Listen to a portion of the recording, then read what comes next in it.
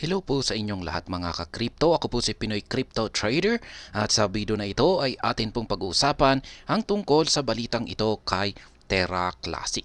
Ayan. Sabi rito ay nag-submit po sila ng proposal. Ayan.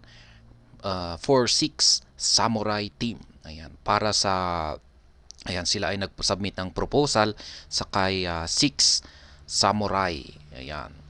Isa itong team yan, natutulong para kanilang ma-rebuild ang yan may problema ko po kasi yung kanilang chain. Yan, may problema ang chain network. Yan, yung ginagamit na blockchain ng Terra Classic.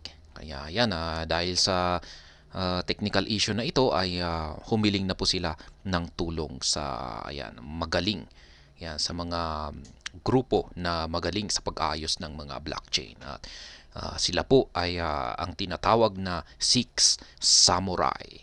Ayan, ang ganda po ng pangalan ng kanilang grupo.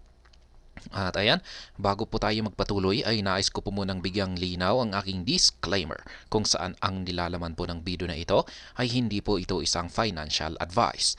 For education and information purposes lamang po ang layunin nito. Maliban po dito ay nais ko na rin pong magbigay babala na wala pong kahit anumang group chat ang Pinoy Crypto Trader. Ayan. Ano nga ba ang problema sa blockchain ng Terra Classic? Ayan, kung pag nagkakaroon kasi ng problema ay lalong-lalo na sa tingin ko hindi isa pong major problem ang pagdating sa mga blockchain network. Yan, sa chain network nito. Kung pag may problema dito ay masasabi nating isa itong major problem. Kaya kung ganito po yung kinakaharap na problema ni Terra Classic ay hindi po ito maganda. Marami pong mga investors ang mababahala rito at matatakot sila. Kaya ayan, a new proposal in the Terra Classic Governance Forum seeks to enlist yan, the help of an anonymous group of developers. Ayan, anonymous group, hindi po pala mga kilalang grupo ito na mga developers. Ayan, basta sana ay mapagkakatiwalaan sila. Ayan. Anonymous group of developers to fix current technical issues facing the chain. Ayan, yung blockchain ni Terra Classic. Yan, sila po ang mag-aayos. Yan. Dito sa kasalukuyang technical issue ni Terra Classic.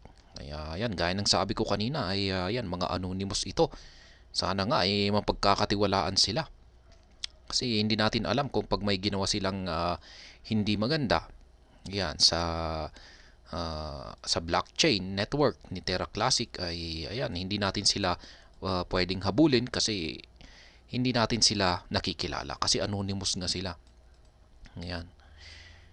Sabi rito ay the Terra Classic community is currently weighing a proposal to onboard the Six Samurai team to actively help rebuild the Loon Sea chain and especially fix Astroport Classic, a decentralized exchange on the network. Ayan. Sa ngayon ay proposal pa lamang po ito.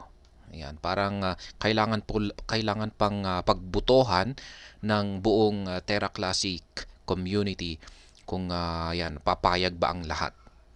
Yan, at ang gusto nilang kunin na mga developers ay yung Six Samurai Team. Yan, gaya nga ng sinabi natin kanina, mga anonymous ito. Yan, para ipaayos yung kanilang Lunsi chain. Ayan, bakit hindi ba kaya ng mga developers ng Terra Classic yan? Ayan. Kaya yan, maliban dyan ay aayusin na rin daw nila yung Astroport Classic. Ayan.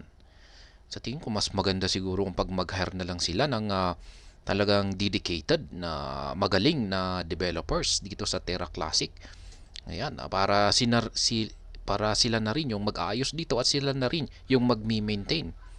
Ayan, kasi kung pag mag-hire sila, ayan, kung paghihingi sila ng tulong sa ibang grupo na hindi talaga kasapi ng Terra Classic community ay mukhang medyo yung issue natin dito ay yung tiwala. Ayan. Community members in favor of the proposal believe it is the best step for Lunsi. Ayan, marami daw pong naniniwala na community members ng Lunsi na ito raw ang pinakamagandang hakbang para kay Lunsi. They argue that the current developer team elected as the Layer 1 task force cannot revive the chain without support from other experienced developers. Ayan. Inamin na rin nila na yung developer mismo, yan, yung Layer 1 task force ng Lunsi, yan, ng Terra Classic community, ay hindi nila kayang buhayin ang chain. Yan. Kailangan daw po nila ng suporta, yan, mula sa ibang mga experienced na developers. Yan. The proposal points to the non-functional Astroport Classic decks as evidence that the Layer 1 team needs additional support. Ayan. Ang isa daw patunay dito na hindi kaya ng Layer 1 team developers ng Lunsi ay hindi po nila kayang ayusin ang Astroport Classic decks. Ayan, a recent network upgrade by the Layer 1 team impacted Astroport, effectively lacking $700,000 worth of liquidity and making it difficult for Terra Classic users to trade. Kaya yan po yung nagkaroon ng problema dito kay Astroport. Ayan, nagkaroon ng lacking incident. Ayan, sa kanyang liquidity, $700,000 ang na-lock dito. Na ilak. Yan, making it difficult for kaya dahil diyan sa nalak na liquidity na ito na nahihirapan yung mga users na makapag-trade dito. And the current proposal called Astroport, the biggest source of on-chain liquidity on Terra Classic. Ayan, yung Astroport pa pala na ito ay ito yung biggest source of on-chain liquidity ng Terra Classic. Kaya kailangan po talaga, mahalaga po talaga na maayos nila ang Astroport. It also mentions that Layer 1 team's inability to fix it in the past 90 days confirms that their workload has been simply too large and expansive. Ayan. Dahil sa hindi raw kayang ayusin ng Layer 1 team, ayan, ang Astroport ay dulot daw po ito ng simply too large and expansive. Yan daw po ang dahilan. Notably, the proposal only seeks to provide the Samurai team with a signal that the community needs their service. Ayan, yung kailangan lamang nila, yan, ay ang hinihintay lamang dito ay ang approval ng community. Yan, kung payag ba sila na tutulong ang Samurai team. The work by the Samurai team would be done for free. Ayan, and does not seek to relieve the current Layer 1 team of their duties. The proposal further notes. Ayan. Mukhang maganda, libre daw po yung kanilang gagawing serbisyo dito. Ayan. Libre. Ayusin ito ng Samurai team ng libre. Ayan, parang nakakapagduda po yata ito. Ayan. Mukhang may siguro sa tingin ko kung madali lang siguro itong ayusin ay yan, pwedeng libre yan. Pero kung pag napakahirap yan at napakakomplikado na ayusin, ay ayan, nakakapagtaka kung bakit nila ito gagawing libre. Ayan. At saka maliban dito ay hindi naman daw nila papalitan o tatanggalin ang Layer 1 team developers. Ayan. Kaya ayan, tutulong lang sila na ayusin ang chain ng Lunsi at maging si Astroport. Is the Samurai team the answer to Lunsi Woos? Ayan, si Samurai team nga ba ang solusyon yan sa technical issue ngayon na dinaranas ni Lunsi? The Samurai team, a group of 6 senior full-stack developers led by Bilbo Baggins and Solid Snake, is popular within the Terra Classic community for a failed bid to be selected as the official Layer 1 or Layer 2 task force. Ayan. Binubuo pala ng 6 na grupo Yan, ang Samurai team na ito. Yan, yung kanilang developers ay ayan po si Bilbo. Yan, Bilbo Baggins. Ayan, si Bilbo Baggins ay yan po yata yung maliit na tao sa palabas na Lord of the Rings. Ayan, si Solid Snake. Ayan, yung ito na rin yung character po ito sa isang sikat na action game. Ayan, sila po yung mga leader na mga developer. Ayan, mga lead developers ng Samurai team. The team submitted a third quarter spending proposal of $116,000, which would enable it to work part-time on fixing technical issues facing the Luncy chain. Ayan, meron naman po palang inilaan dito ang team ng Luncy na budget. Yan, $116,000 para sa pag-aayos ng chain ni Luncy. The proposal failed to garner community support as it was considered expensive and outside the Terra Classic community budget for development services. Ayan. Hindi raw pumayag yung community ng Terra Classic kasi nakita nila na ito ay napaka-expensive, napaka-mahal. Ayan. Wala raw ito, kulang yung budget ng community ng Terra Classic.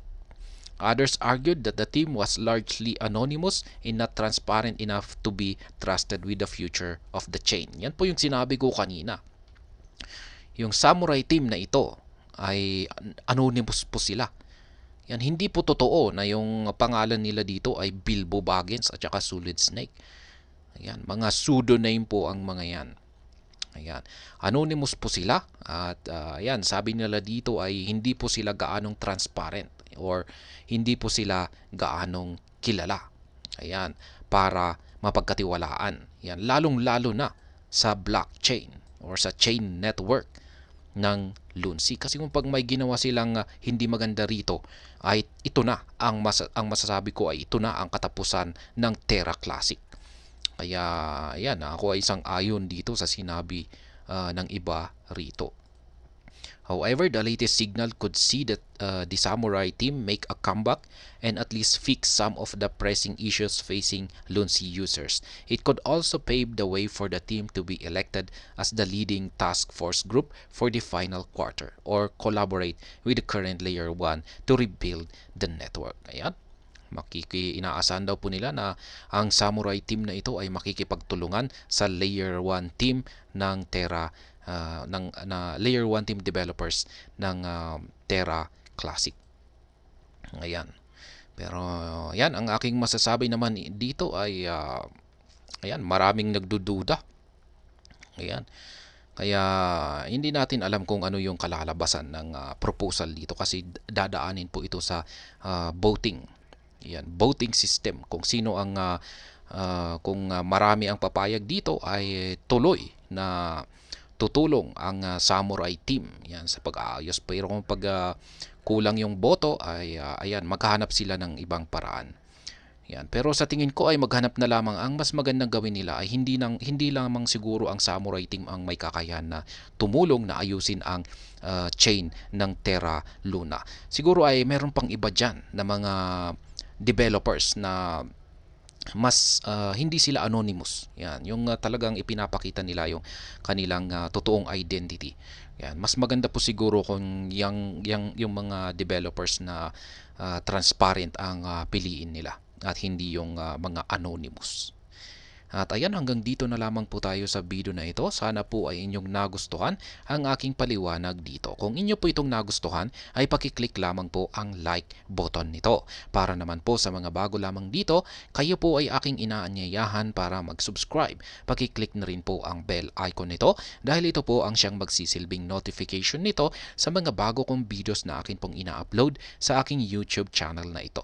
Marami pong salamat sa panonood. Ingat po tayo lagi at God bless po sa ating lahat.